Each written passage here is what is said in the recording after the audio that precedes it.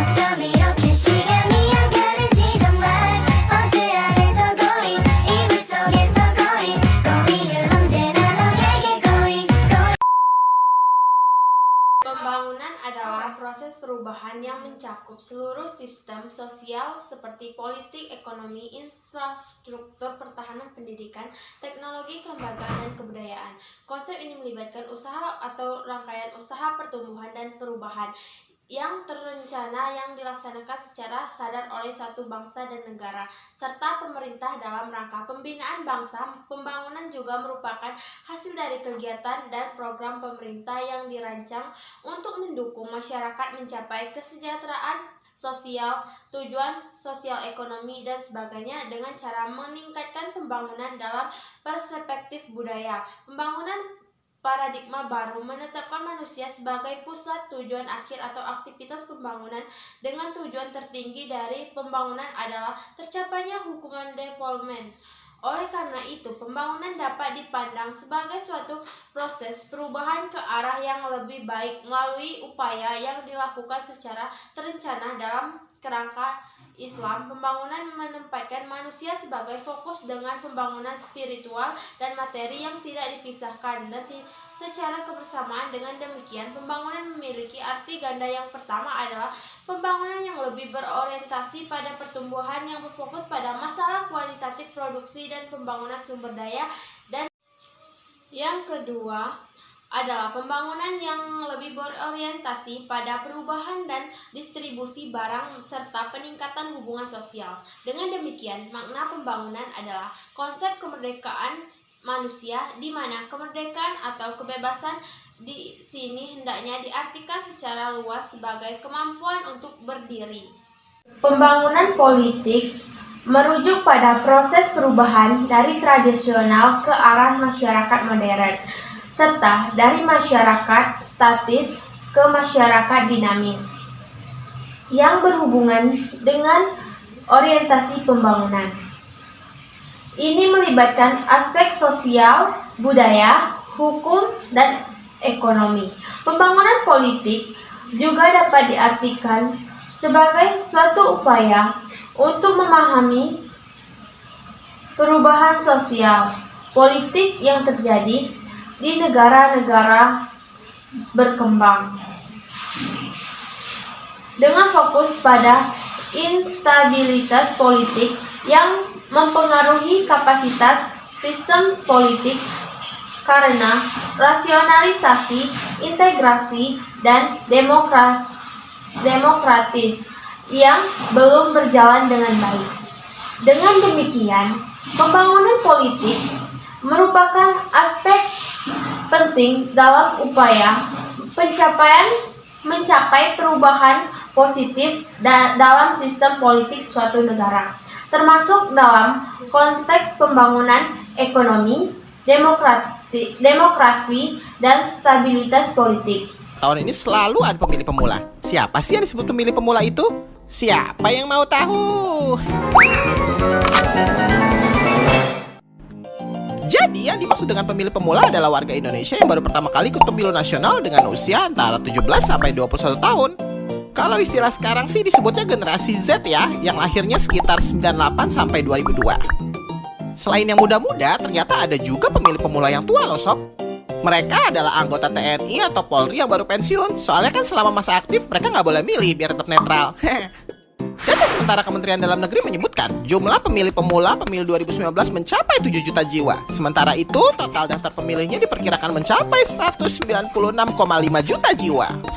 Artinya, pemilih pemula memiliki suara 3,5% dari suara nasional. Suara ini cukup untuk menempatkan 20 orang di kursi anggota DPR.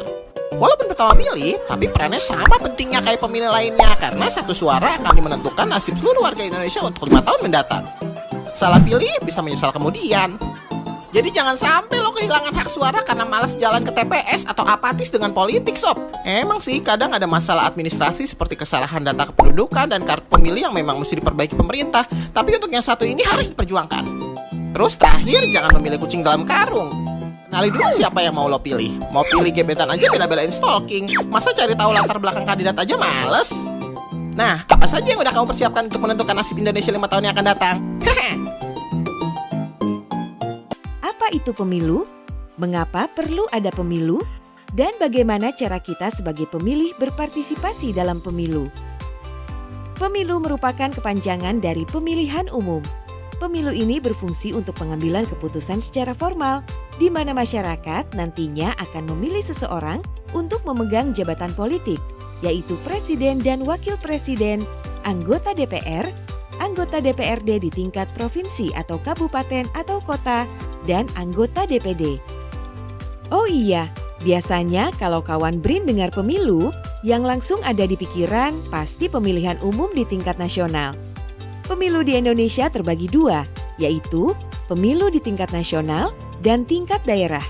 Keduanya dilakukan secara serentak. Pemilu serentak baik nasional dan daerah ini akan diterapkan pada pemilu 2024 mendatang. Siapa saja yang dapat menjadi pemilih dalam pemilu? Bagi kalian yang sudah berusia 17 tahun ke atas atau sudah pernah kawin, bisa banget untuk ikut pemilu ya. Tentu bagi yang mengikuti pemilu ini wajib sudah mempunyai KTP untuk membuktikan bahwa kamu memang benar warga Indonesia.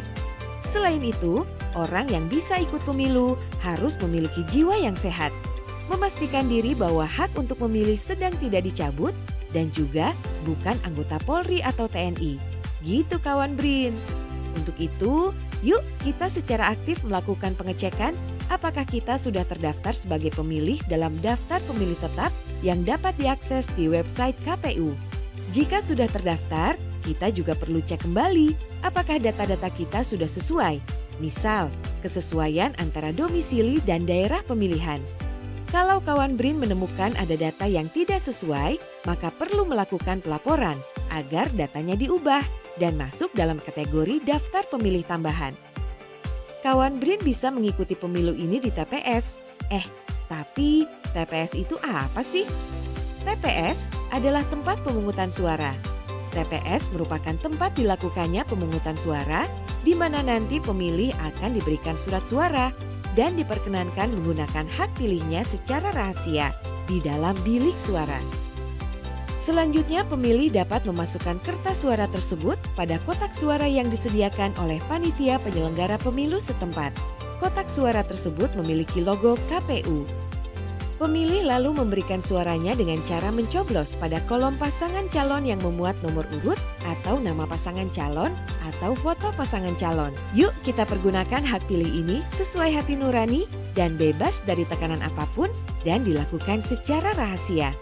Pemilu ini harus berdasarkan asas langsung, umum, bebas, rahasia, jujur, dan adil. Assalamualaikum warahmatullahi wabarakatuh, Mbak. Waalaikumsalam warahmatullahi wabarakatuh. Maaf mengganggu waktunya, boleh kami wawancara? Iya boleh. Maaf Mbak, namanya siapa ya? Perkenalkan sebelumnya nama saya Tensi Ariska Putri, biasanya dipanggil Tensi. Dan umur Mbak sekarang berapa ya? Kalau sekarang umurnya 21 tahun. Maaf Mbak, apakah pemilu 2024 Mbak sudah terdaftar sebagai pemilih? Iya, sudah terdaftar. Oh iya Mbak, tahu tanggal berapa pemilu serentak 2024 dilaksanakan? Kalau tanggalnya lupa ya, mungkin kalau nggak salah kalau untuk pemilihan itu pada bulan Februari, bulan 2 tahun 2024. Selanjutnya Mbak, kontestan apa saja yang akan dipilih pada pemilu 2024? Kalau untuk kontestan itu ada pemilihan presiden sama DPRD.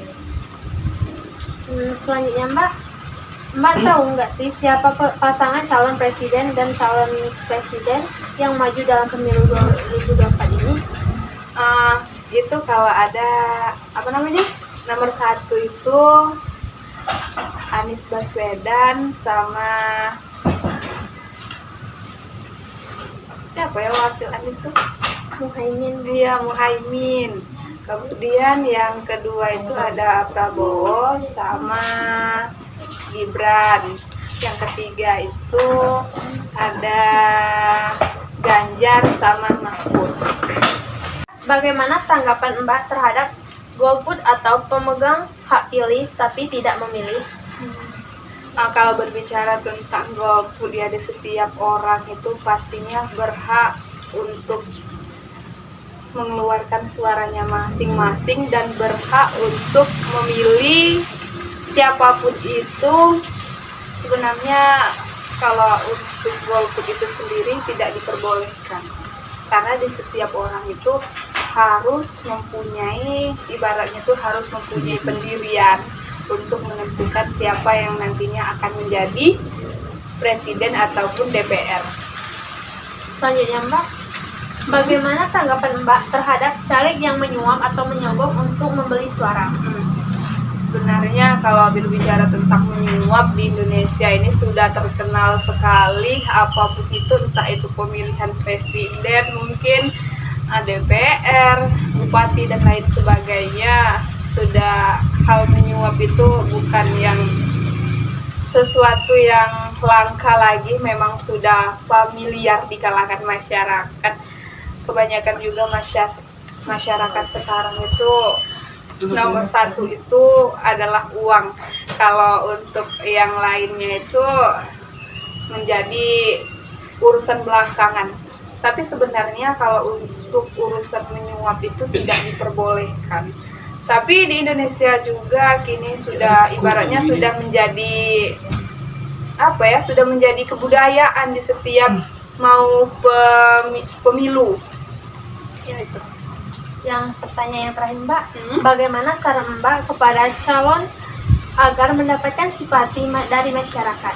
Kalau menurut saya, agar mendapat simpati dari masyarakat, terutama ya harus berperilaku apa adanya. Terus jangan lupa juga untuk menjalankan visi misi sesuai dengan waktu kampanye. Mungkin itu. Jangan lupa itu untuk calon presiden harus sesuai dengan visi misi saat kampanye. Baik Mbak, terima kasih. Baik, sama-sama.